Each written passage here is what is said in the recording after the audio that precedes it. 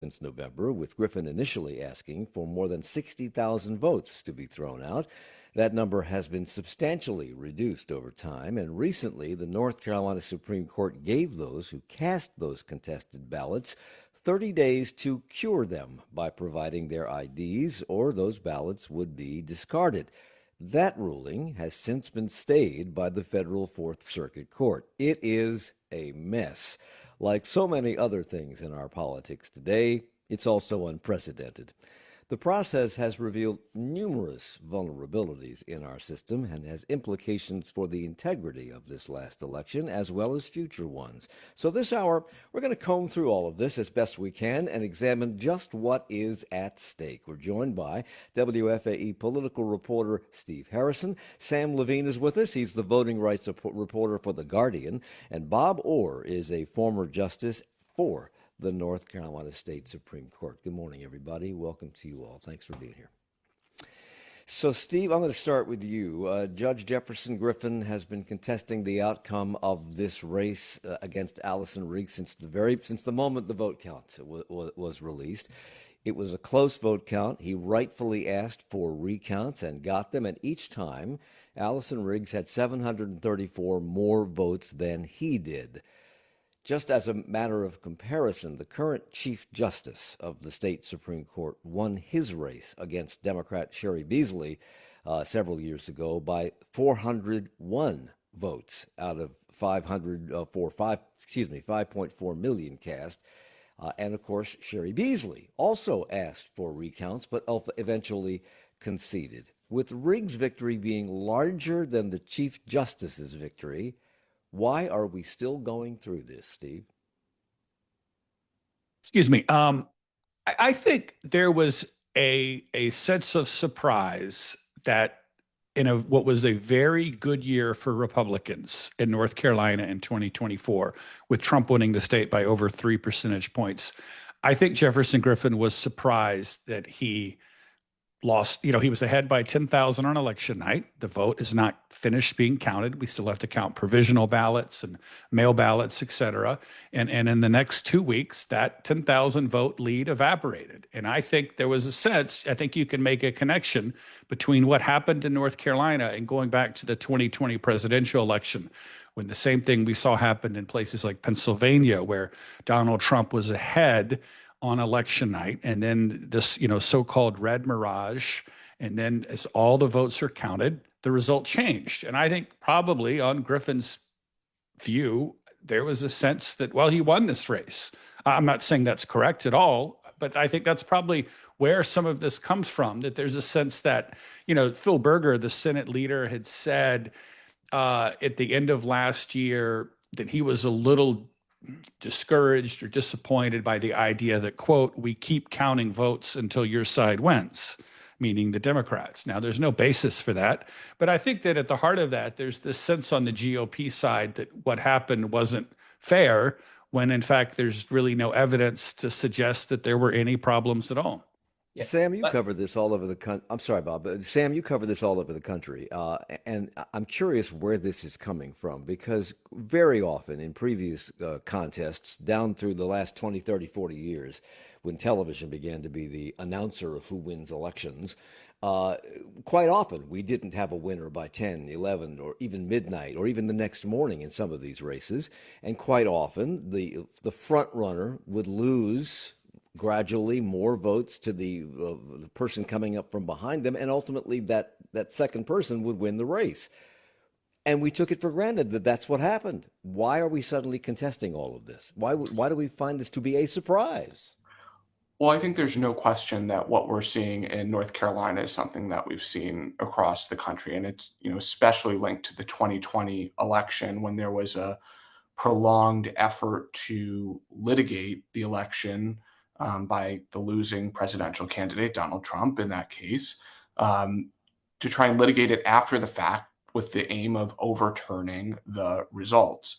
The Republican Party has embraced this idea that before the election, you can lay the groundwork to claim fraud, raise suspicion about totally normal election practices, and that after the election, especially if the election is close, like you mentioned, the one in the state Supreme Court contest was remarkably close.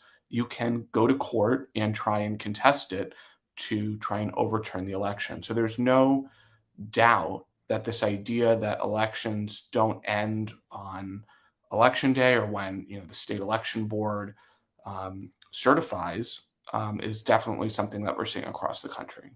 Bob, I'm sorry. I didn't Yeah. mean to interrupt you. Go Well, ahead. well, I just want to amplify what Sam and Steve have said, and you always have to throw at least one good conspiracy theory into any discussion.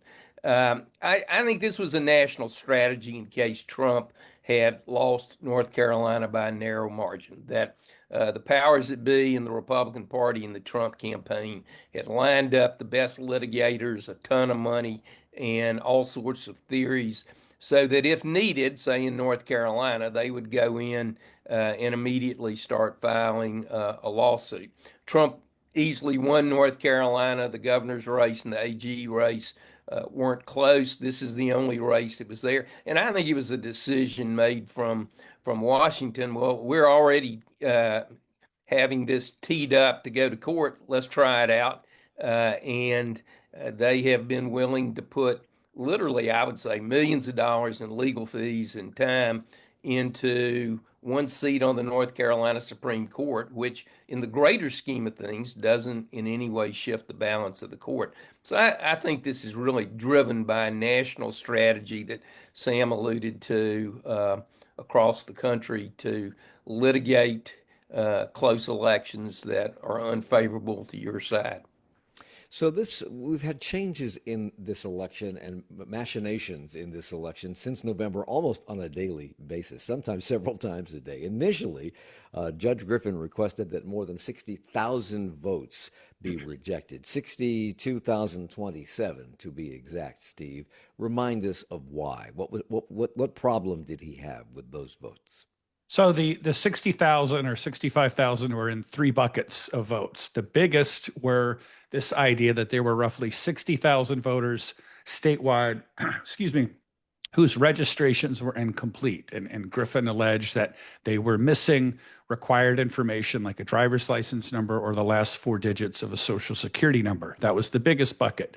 The second biggest were a group of overseas and military voters who did not provide photo ID when casting a ballot. And the third were a very small group of roughly 260 so-called never residents, people who voted in the North Carolina election but haven't lived here. And an example of those people would be they were born overseas, perhaps to military families. Their parents have North Carolina residency, but they didn't. Those were the three buckets.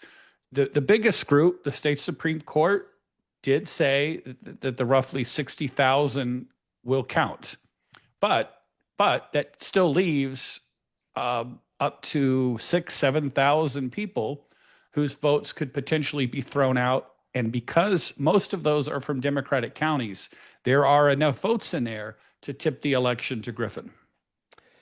So was it a surprise that the state Supreme Court, which leans Republican by a substantial majority, said that the 60,000 votes could stay in the race? And to be clear, those 60,000 votes were deemed to be valid, correct me if I'm wrong, because they were following the law, and a law that's been followed in every election in the state for years. Is that correct?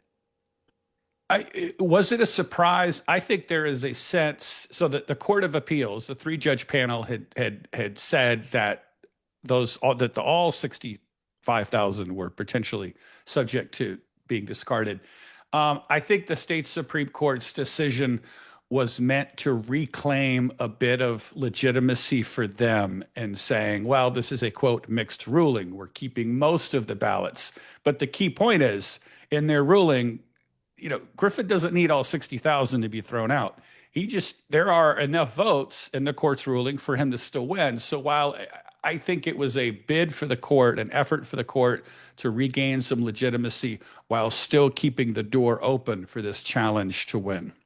So there are a lot of, there's been a lot of movement, and every day it's been different, and the numbers change every day. And we're going to talk about this twisted path that this has taken as we go through the hour. But this week, in its last ruling, the state Supreme Court gave voters who cast the questionable ballots 30 days to provide their ID or their ballots would be discarded. The State Board of Elections reduced the initial, I think, 5,500 or so ballots down to 1,409 votes cast primarily by military and overseas voters, something that Griffin contested because it involved primarily voters in Guilford County and not those in other heavily Democratic counties. But on Tuesday, the federal Fourth Circuit Court of Appeals ordered the State Board of Elections not to send information to overseas or military absentee voters about providing voter ID, which means they put a stay on this, something that was requested by Allison Riggs.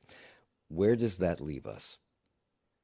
Well, let me jump in there. The Griffin legal team has asked the Court of Appeals to intervene, the North Carolina Court of Appeals to intervene against the State Board of Elections decision only to address the absentee ballots from Guilford County, because that was the only county where the Griffin protest had actually listed names. Now, the Griffin campaign says, well, we would have listed these other 4 heavily Democratic counties, but we didn't have a list of names when the deadline hit. What nobody addresses is, well, what about the other 95 counties in the state where arguably some number of people voted overseas absentee without a photo ID? And in the meantime, as you indicated, Mike, the U.S. Fourth Circuit Court of Appeals has put a stay on everything, and so that the federal district court can get briefing and arguments on whether, in fact, there are federal issues and that this belongs in federal court. Steve. I was just going to piggyback on what Judge Orr said. It is inexplicable to me. I understand that the Griffin campaign mounted its challenges in Democratic counties. He wants to win. I get that. But for the Court of Appeals and the state Supreme Court to say, okay, well, we're only going to require overseas and military voters in Democratic counties to show a photo ID. And as Bob said, let the other 95, 96 counties, all those votes count. I don't understand how the court can get to that point. If it's a problem in Guilford County, if it's a problem in Buncombe County, it stands to reason that overseas and military voters in Mecklenburg and Wake County should also be required to send in a photo ID. But I think the problem with that, I think if you extended this overseas photo ID requirement to all overseas and military voters, I'm not sure that would help Griffin. I mean, I think if you required all of these voters to do that, I think enough votes, he might lose by even more. And I think that's why the court has limited this challenge to these only Democratic counties. It's just mind-boggling. We have to take a break. I want to explore that a little more deeply, and we'll talk about these votes, whether or not they are illegitimate and why they would be considered so, given the fact that they haven't been considered that way in previous elections, when we come back at Charlotte Talks on WFAE.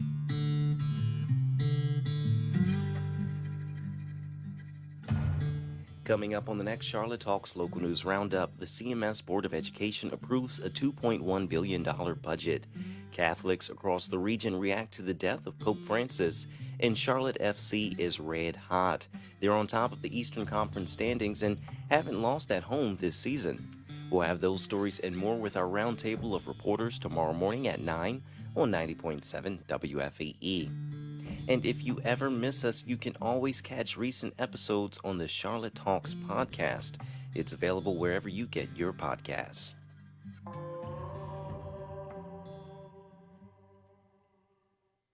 On last week's Wait, Wait, Don't Tell Me, Adam Burke wasn't impressed by an AI that can understand dolphin speech. I don't want to talk to a dolphin. I don't trust anyone that smiles all the time. Yeah. I'm Karen Chi filling in for Peter Sagal, and I smile all the time. Join me and our special guest, actor Brian Tyree Henry, on this week's Wait, Wait from NPR. And you can tune in to Wait, Don't Tell Me coming up Saturday morning at 10 o'clock here on WFAE. Support comes from WFAE listeners and Blumenthal Arts, presenting Les Miserables, a musical that tells the story of broken dreams and unrequited love, passion, sacrifice, and redemption. May 20th through 25th at Belk Theater. Tickets at blumenthalarts.org. It's Charlotte Talks on Listener Funded 90.7 WFAE and WFHE. I'm Mike Collins. We're talking about where we stand in the race for a seat on the state Supreme Court between the incumbent Democrat Allison Riggs and Republican challenger Judge Jefferson Griffin, who sits on the State Court of Appeals. Steve Harrison's with us, our WFAE political reporter. Bob Orr, a former justice on the North Carolina State Supreme Court, and Sam Levine is with us, voting rights reporter with The Guardian. Well, you've been covering this since the very beginning, Sam, and I'm just, as we talked about a second ago, how these votes were picked and chosen, it seems like a transparently, surgically precise way to choose your voters. Is it anything more than that? Is that how it appears from the 30,000-foot view that you have? I think that's exactly what it is. I mean, one important thing that I think we can't forget to mention in all of this is that the Griffin campaign, throughout all of this litigation, to my knowledge, has failed to produce a single voter who was actually ineligible to vote. And, I think that it's more about that they're challenging the rules that the North Carolina State Board of Election, North Carolina legislature has set for elections that have long been in place, and they're challenging them after the fact. I mean, there have been clear examples of people who were eligible to vote who have been wrongly challenged. Most notably, I mean, Justice Riggs's parents were challenged as part of this process. And, she cut numerous ads pointing that out, just to point out the absurdity of that. And my colleague and I talked to numerous overseas voters who were challenged in that never resident category that Steve mentioned. And they told us, we are North Carolina residents. We own property there. We live there. We temporarily moved abroad, and we have no idea why we're being challenged as never residents. They think there might have been some administrative mistake, but they're clearly eligible voters. So, like Steve mentioned, I think this is just an effort to pick as many Democratic voters as possible and try and get their votes thrown out. Plus, these voters were, as best as I can determine from reading through all of this, and maybe you can correct me, Sam, these voters were cast legitimately, at least by the voters themselves, under rules made prior to this election. And had Jefferson Griffin won this election, we, in all likelihood, would not be going through this right now. We don't know what Allison Riggs might have done if the result had been flipped. But this does make Judge Griffin look like a sore loser who wants to win at any cost. So what I'm hearing people say is that this is part of a national strategy. Is this a test case for future elections? If they can make this work here, can we anticipate more of the same in the next 2 years, 4 years? I think there's no question that we can. I spoke with Justice Riggs a few weeks ago, and she pointed out that before the ruling from the North Carolina Court of Appeals, there had never been a court ruling after an election going back and invalidating votes based on a dispute about the rules. And I think that the problem there is that it really sets a precedent to other people who might try this to say, let's go and try this in another court, in another state court, where we might have justices who are favorable to our argument. So I think there's no question that we'll see more of this in the years to come. Had those original 60,000 plus votes been tossed out and be allowed to be in question, it seems to me, I'm curious as to why they only focused on this race. Had those votes been tossed out, those voters voted in other races, the results of which might have been changed in the absence of those votes. And yet that was never called into question. Sam, do you understand why? That makes no sense to me. It makes no sense. I mean, to challenge the eligibility of ballots only in a single down ballot contests, but have nothing to say about the results in other elections, just I think gets at the nonsensicalness of this argument. It's a clear effort to target one race in particular, one contest in particular, and to get certain voters' ballots thrown out. It makes no sense. Bob, have you seen anything like this before, either in this state or elsewhere? No, absolutely not. And I do think that it's critical to point people to the dissent filed by a very conservative Republican justice on the Supreme Court, Richard Dietz, who really took his Republican colleagues to task in a relatively polite way, and said, this is horrible for elections. It is presenting a great danger to the public confidence, and made the point that Sam just articulated, that this has never been done, to come in and interfere in an election after the fact, challenging statutes and regulations that had previously been adopted and were in place. And one, it's highly unusual with this court to see the Republican justices split like that. But it was a strongly worded, and I thought one of the most powerful dissents I've read in a while, on all of the problems that are going to come out of this, including the potential problems down the road when any candidate, Democrat, Republican, whatever, decides, oh well, the Purcell rule saying that you can't interfere with elections by challenging statutes after the fact doesn't apply here, and so it's free game. And I really encourage people to track that dissent down and read it. And I have great admiration for Justice Dietz in having done so. The numbers keep changing, Steve, and correct me if I'm wrong again, but the state Supreme Court's most recent ruling in this case paved the way for as many as 1,675 voters to have their ballots thrown out, which is more than double the margin of victory that Allison Riggs currently has in this race. But I've also read that those ballots would not be enough for Griffin to overcome that 734 vote deficit. Is that correct? Is that right? So the Court of Appeals ruling and the state Supreme Court was slightly vague in terms of, with this group of overseas and military ballots needing to provide photo ID. It was a little vague in terms of, it did not specify specifically which counties the state board needed, were kind of subject to their rule. Griffin has made challenges in 6 counties. And the State Board of Elections then came back and said, okay, here is how we are going to follow your order. They said, as Bob Orr said earlier, we're going to make this order subject to the 1,409 voters in Guilford County, because that was the one county in which Griffin was able to file his protest properly by the deadline. Griffin has now challenged that and said, no, this needs to be all 6 Democratic-leaning counties. And if it's just limited to Guilford County and the 1,400 voters there, plus another 260 or so of these never residents, there's probably not enough voters for Griffin to overtake the 734 deficit. If it extends to another 4 or 5 additional counties, there probably are.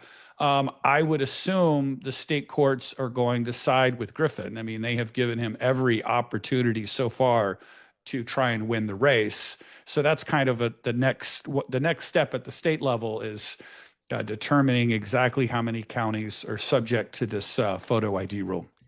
And Bob Orr, you are the. Go sorry. ahead. Can I just That's add all right. one thing to what Steve said? Sorry to interrupt, but one of the most extraordinary things that the Griffin campaign has asked recently, in my mind, is for those 260 voters who are alleged to be never resident voters. The North Carolina State Board of Elections went to the court and they said, we want to make sure that these people are actually never residents. And our plan is to go back and check their voter files and ensure that actually they've never voted in North Carolina, they've never, showed proof of residence. And we just want to be sure before we take this extraordinary action of retroactively throwing out their votes 5 months after the election that they are, in fact, never residents. And the Griffin campaign has objected to that. They are objecting to actually ensuring that these people are ineligible to vote. They say North Carolina State Supreme Court said these votes don't count. You have to throw them out. There's nothing else you can do. So they're being very, very aggressive in trying to throw out votes, 5 months after the election, when there is concrete, publicly reported evidence that many of these never residents are, in fact, totally eligible voters in North Carolina. And I think that's just an extraordinary argument to be making in this context. Bob, Sam used the term the Griffin campaign made these moves, but at the tip of the spear is Judge Jefferson Griffin himself. I'm sure the campaign would not be doing anything if he said, no, don't do that. So the fact that they're doing this, and it appears to be what Sam says it is, does that not call into, as a former Supreme Court justice, does that not call into question Judge Griffin's judgment and his fitness? Well, first of all, I think Judge Griffin, while he ultimately has the responsibility as the client in this case, there are also considerations that I think the National Republican Party and their lawyers are driving this litigation, and I think this is their strategy, the litigation team strategy, which is being paid from Washington. And we can disagree with, and I fully agree with Sam's point that not having a process at the Board of Elections to make sure that any voter who's having his ballot potentially thrown out has an opportunity to come in and say that's incorrect, as opposed to this sweeping dumping of votes, is a poor strategy, or certainly questionable strategy. But I'm not on the inside. I haven't talked to Judge Griffin or any of his legal team about this, but I think he's along for the ride, and this is being driven by forces way beyond Judge Griffin's own personal self-interest. Which leads us to politics. Prior to 2018, Bob, as you well know, we elected judges in North Carolina, but we had no idea of their political leanings. There was no D or R behind their names on the ballot as there is today, because in 2018 it became a requirement for candidates running for state court judge or Supreme Court justice to declare their political affiliation. In your opinion, is that what has led us to where we are today? Would this have happened in the absence of voting for judges who are either Democrats or Republicans? Well, unfortunately, the answer is yes. And all you have to do is look at Wisconsin to see that a, quote, nonpartisan race for the Supreme Court is just as partisan, if not more so, than when the candidates have the labels. But I do think, being an old timer, Mike, the North Carolina state constitution in 1868 provided for the election of judges, and we elected judges and justices in partisan elections from 1868 all the way up to 2004, when the system was changed to ostensibly nonpartisan for about 10 or 12 years. All 5 statewide races I ran as a partisan candidate. So it certainly colors the landscape by virtue of the political parties here, and this is a huge subject, but the whole the federal judiciary, the state judiciaries have all been increasingly politicized by the parties, in part because of redistricting issues that the courts have to decide. And it really is, in my opinion, destroying public confidence in the judiciary and damaging any concept of an independent judiciary. That's why I Well, was refreshing. Yeah. I was going to ask you that question, but now I want to ask you, if having been a member of the Supreme Court, is that a concern among the justices on that court that they are helping to politicize what should not be a political body?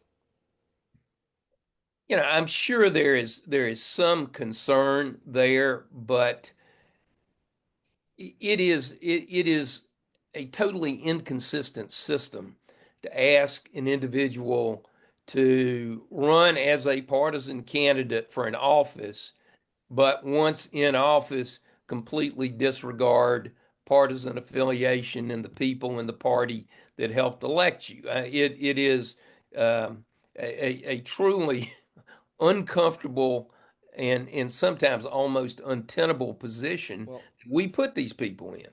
well, there's no. Let me ask you this, because at the federal level, we don't elect judges; they are appointed, but they are appointed by politicians, and they are generally appointed by politicians who look for people of their political stripe to put in those positions. Is one system better than, worse than the other, or are they exactly the same? I think in 2025, there might as well be the same, because what we see at the federal level with nominations and confirmation hearings is trying to stake out the nominee on where do they stand on all the hot button issues of the day. You're not going to be nominated or confirmed if you don't check all the right boxes. And I think this is a phenomena that probably started back with Robert Bork's confirmation hearing back, some 30 something years ago. But yeah, the federal judiciary is being politicized, even though it's an appointment system, just as badly as the electoral system here in North Carolina is politicized. So Jefferson Griffin is a judge on the State Court of Appeals. Clearly, he knows the law. Is his request to disqualify voters who complied with the laws that were in place prior to this last election, is that a stretch legally, Bob? Yeah, I think so, because I fully agree with Justice Dietz that the Purcell doctrine applies, that you don't change or challenge an election based upon laws and regulations that were in place during the election. And Justice Dietz is very pointed in that, and I agree with him. On the other hand, Judge Griffin's legal team thinks that shouldn't be the law or isn't the law in North Carolina. And as we have found over the last several years, the law is certainly open to interpretation. When we come back, we'll talk about the implications of all of this and the calculus on both sides of not backing down. It's Charlotte Talks on WFAE. Good morning. It's just about 9:40. Coming up at 10 o'clock, the importance of inspiration for young people. There's a new season from the PBS News Student Reporting Labs podcast, On Our Minds. The show is about the teenage experience and is produced in collaboration with teens across the country. This season, students ask young people this question: who inspires you? We'll have that story in 20 minutes on today's 1A.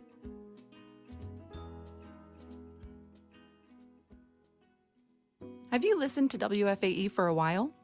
Are you ready to support WFAE for the first time? Becoming a member is a simple way to get involved and make a difference. Your first gift helps us continue delivering the quality news you trust every day. Plus, you'll join a community of listeners helping to shape the future of our region's local news. It's easy to start. Just visit WFAE.org to make your first donation and become a member today. Thank you. Support comes from WFAE listeners and the Mint Museum, presenting the work of Annie Leibovitz. Over 100 images of American figures, from actors to politicians and rock stars. On view April 27th through August 31st at Mint Museum Uptown. More at mintmuseum.org. This is WFAE.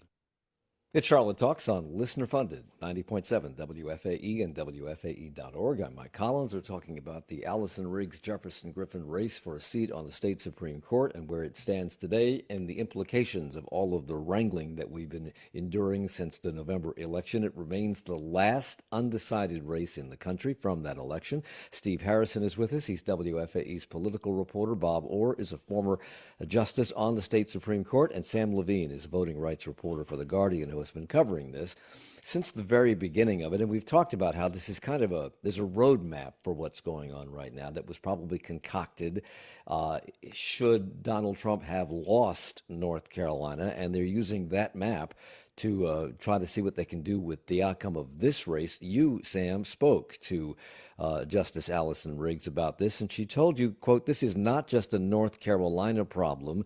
This is an existential threat to democracy."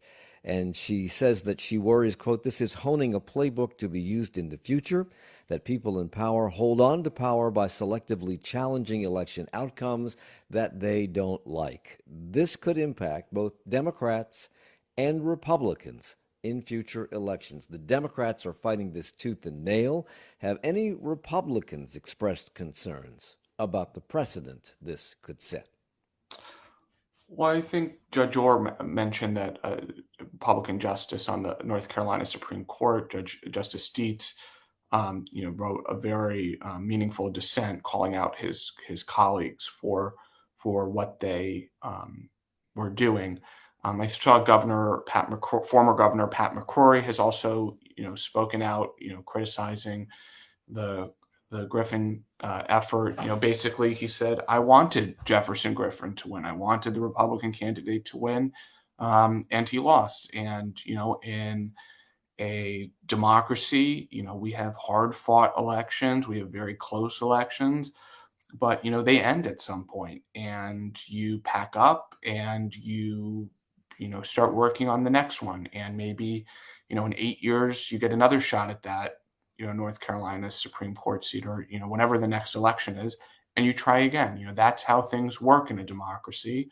And this idea that here we are on April 24th still talking about an election that took place at the beginning of November, I think is very corrosive to the idea of democracy. And I think regardless of the outcome in this case, even if Judge Riggs ultimately is seated, which would be the correct outcome and is the outcome that should occur, you think about the damage that it does to belief in the state Supreme Court, the power that it has. If North Carolina voters don't see her as a legitimately elected justice, that really undermines the authority and the power of all of the rulings that come from the court. So I think it's a very, very dangerous thing and a very, very corrosive idea to democracy. And the same would be true if they didn't trust the outcome and Judge Griffin was put in that seat on the state Supreme Court. And we have what a lot of people have characterized as threats to our democracy and attempts to move toward a more authoritarian system. It's happening in legislatures that are controlled by Republicans through many states. It's certainly happening at the White House, Bob. Do you agree with Justice Griffin that this constitutes a threat to our democracy, an existential threat? Yeah, I think you meant Justice Riggs. I'm not Riggs, sure. yes. I'm not sure Judge Griffin would make that categorization. No. I really do. And again, I keep going back to Justice Deese's dissent because that's coming from a very prominent conservative Republican. And others, Ben Ginsburg, who was a lawyer in Bush v. Gore for the Republican side, litigated election cases, did an op-ed in the Carolina Journal. Governor Pat McCrory. There are a host of Republicans who are sounding this alarm that you are just opening Pandora's box to unsettling every kind of election. If this game plan, if this result ends up in saying, well, there's no limitation on challenging election results or challenging rules and laws that were in place during an election. It's just as I think Justice Dietz categorizes it as election mischief. So, in anything that undermines the independent judiciary, whether it's at the national or state level, I think is really undermining democracy in so many different ways. So, yeah, I mean, I think this case has implications way beyond who sits on the North Carolina Supreme Court. Because let's be realistic, if Justice Riggs does retain that seat, it's still a 5-2 Republican majority on the Supreme Court. And if Judge Griffin went on the court, it'd be 6-1. So it doesn't in any way shift the power, which makes you wonder, why are millions of dollars being poured into this and lawyers from all over the country if it didn't have greater implications than just this one seat? The details on this are arcane and they change almost by the hour, Steve. And I'm wondering if people are talking about this because this last election seemed to hinge on inflation and bringing prices down. And of course, prices have not come down, they have gone up. We were said to have had the world's best economy prior to the election. We are watching that economy drift away because of decisions being made at the national level. And I'm wondering if people are more concerned about that, tariffs, and what that's going to do to their grocery bill and the ability to buy a car versus this. Because Paul Shoemaker, who is a political consultant who is working with Judge Griffin, has indicated that his clients shouldn't be worried about what others think of what these ballot protests and his attempts to reverse the election are doing because, quote, they are more concerned about the economy, crime, education, and the recovery from Hurricane Helene than any case making its way through our courts. Are people talking about this? I think they are. I think that a lot of people in North Carolina are, I mean, not watching this race. There's so many daily turns of events. I don't think they're following it that close, but I think there's a pretty high awareness of what's happening, and I think people have a real sense are really troubled. Obviously, Democrats. I think probably a lot of people in the middle are also really concerned, and some Republicans. Going back to the Justice Dietz's dissent, I think there was an interesting part of it where he wrote that when this case started, I think he wrote something to the effect of, well, I presumed the court would pull back from this. These arguments were made and I thought we would hear it out and I thought we would pull back and not go this far. And I think he wrote that I was wrong. And I think a lot of Democrats, I mean, I remember going back to December when this was all starting to percolate, and a lot of Democrats thought, no, there is no way the Supreme Court could be this brazen and go this far. And I think it has shocked a lot of very cynical and jaded Democrats that it's come to this point. Bob, I want to go back to something to Justice Richard Dietz, who you have spoken about several times in this program, and in the ruling from the state Supreme Court in January, he agreed with many of the points that you're agreeing with him on. He said, permitting post-election litigation that seeks to rewrite our state's election rules and as a result remove the right to vote from people who already lawfully voted under the existing rules invites incredible mischief. Is there a loophole here, a legitimate legal loophole? As somebody who sat on that high body in the past, would such a move, making these votes ineligible, be legal under our state constitution, under the United States Constitution, or is this another attempt to thwart and dismiss the rule of law? Well, I think if the Supreme Court of North Carolina is the final word on election issues in the state, then the decision that just came down, modifying in part and affirming in part the Court of Appeals decision, is a sweeping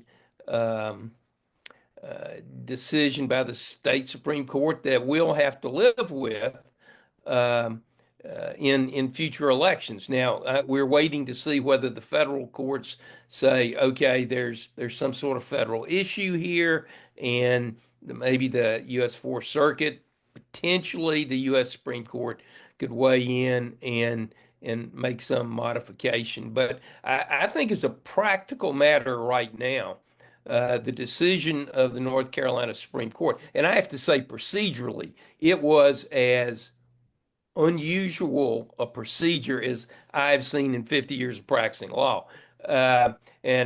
Justice Dietz says, "Hey, I thought we were going to hear arguments and have briefs, and we would hash this out to the right conclusion, and instead they just file a 2 or 3 page order that modifies the Court of Appeals decision in several ways." And there was no arguments, no briefing. It was truly astonishing from my perspective in how it happened, not just what happened, but how it happened. And so, but I think that's going to be the rule of the case here in North Carolina, absent something ordinary. Sam, both sides in this are fighting this tooth and nail, and I'm wondering what the calculus is here and where you stop fighting simply for the common good. Riggs is a former voting rights attorney. You spoke with her. The Guardian has said, or somebody at the Guardian spoke with her, and she has said that they said that she probably knows election and rules and voting laws in the state better than anyone else. And she said that the other side has chosen the wrong person to pick a fight with because she will not be bullied. I believe it was you, she told. "I will not back down from defending the fundamental right to vote. There is no universe in which I yield an inch on this." Griffin has said nothing about this publicly. Do you think he's of the same mindset? Well, I think like Bob mentioned, there are party interests, fueling the Griffin campaign effort here. I think, Justice Riggs, before she was on the Supreme Court, was probably the most well-known voting rights lawyer in North Carolina. I mean, I think if she wasn't on the court, she would probably be the one litigating this case. And, she told me, of all the people to pick a fight with, she's absolutely the wrong person on this issue. And I think ultimately, they're going to fight every inch of this in federal court until the end. I think ultimately either side, whatever the Fourth Circuit ultimately says, they're going to make an emergency appeal to the U.S. Supreme Court, which will, have the final say on this one way or the other.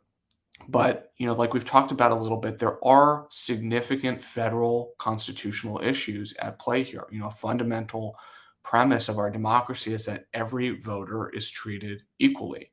And, your ballot shouldn't be treated differently if you live in Guilford County or if you live in Orange County. It shouldn't matter what county you live in. The rules are the same for everyone. And I think that, beyond Justice Riggs, having this perspective on the national voting rights landscape, understands that it's very important for federal courts to weigh in very clearly on these types of issues, to make it very clear that they won't tolerate similar efforts to do similar things in other states. Bob, I want to get your take on this because Justice Riggs has been very outspoken about this. She's conducted rallies, she's appeared in front of big crowds, and she's sounding very much like a politician. And we've played several of those clips over the last several months on this program. Judge Griffin, I don't believe, has commented on this at all, and a spokesman for Judge Griffin recently said that he cannot comment on any issue that is potentially before the court or may come before the court, as quoted in the Code of Judicial Conduct. Both of these individuals sit on courts that are going to be participating and have participated in decisions in this case. Both of those individuals have recused themselves, but they're on those courts. Is she violating the Code of Judicial Conduct by speaking out? No, I don't think she is. Although I do think this case opens up another Pandora's box about the question of recusal and what constitutes a conflict of interest. And I would say for both courts, the Court of Appeals and the Supreme Court, it's putting the members of those two courts in an incredibly uncomfortable position, having to make decisions dealing with individuals that they either serve with or may serve with, or some who have campaigned with in elections, or whose spouses have made significant contributions to the campaigns. I mean, it's that's a whole nother topic, is the standards for recusal in these cases. But no, I mean, I think Justice Riggs is pretty cautious in how she articulates her opinions about the merits of this case. I don't think there's anything inherently unethical or wrong about advocating in a piece of litigation in which you are a party. Steve, I have less than a minute left, and I have to ask. This state Supreme Court is heavily weighted toward Republicans. I think there are 5 other justices on the court who are Republicans, only 2 Democrats, of which Allison Riggs is one. The outcome of this would not change the political makeup of this body to any significant degree. Why such a fight when the potential wreckage of confidence in the court is so great here and the benefits are so little? I have 30 seconds. Good question. Like Justice Orr said earlier, a lot of this is driven by national, but I'll say one more thing. Chief Justice Paul Newby is up for re-election in 2026. This will probably be a Democratic year. With all of the controversy, he could find himself in a very difficult re-election campaign. Steve Harrison is WFAE's political reporter. Bob Orr, former justice on the North Carolina State Supreme Court, and Sam Levine, voting rights reporter for The Guardian. Thank you all for the hour. Charlotte Talks is a production of 90.7 WFAE. Support for Charlotte Talks comes from Mazda of South Charlotte. Our executive producer is Gabe Altieri. The senior producer is Sarah D'Elia. Our producer is Chris Jones. We have additional production help from Jesse Steinmetz. For more information on Charlotte Talks, to listen to past episodes, or to subscribe to the Charlotte Talks podcast, visit wfae.org/Charlotte Talks. Additional support for WFAE programming comes from the Corporation for Public Broadcasting, a private corporation funded by the American people. Good morning. On the next local news roundup, CMS approves a $2.1 billion budget, though some say the state needs to do more. Catholics in the region mourn the death of Pope Francis, and Charlotte FC is on top of the Eastern Conference. We'll have those stories and more when Charlotte Talks tomorrow at 9 o'clock. This is 90.7 WFAE Charlotte, 90.3 WFHE Hickory, and WFAE.org, Charlotte's NPR news source. Stay connected to your community with WFAE's mobile app. Get the latest news, in-depth stories, and insightful commentary from Charlotte's NPR news source right at your fingertips. Whether you're commuting, out exercising, or just relaxing at home, our app delivers all 3 WFAE program streams, plus all of the latest local news. Download the WFAE app today. Find it at the Apple App Store or Google Play.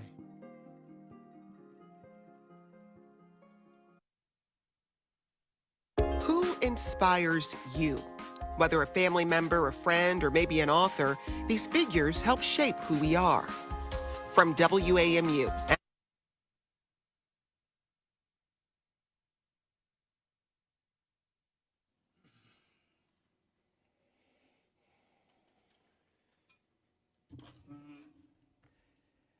I am sorry. Oh.